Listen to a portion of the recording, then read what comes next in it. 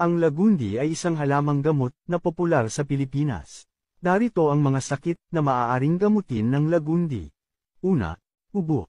Ang lagundi ay maaaring gamitin bilang gamot sa ubo o pantanggal ng plema sa mga sakit tulad ng trangkaso at sipon.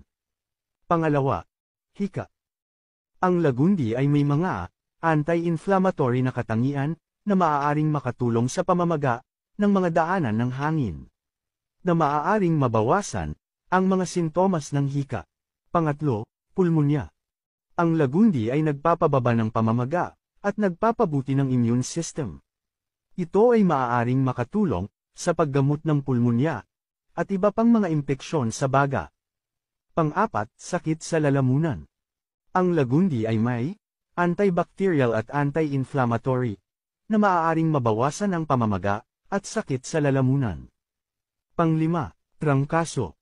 Ang lagundi ay kayang palakasin ang immune system. Ito ay maaaring gamitin bilang isang natural na lunas para sa trangkaso. Pang-anim, sakit sa tiyan. Ang lagundi ay maaaring gamitin bilang panggamot sa mga problema sa tiyan tulad ng pagtatae, pagduduwal, at sakit ng tiyan.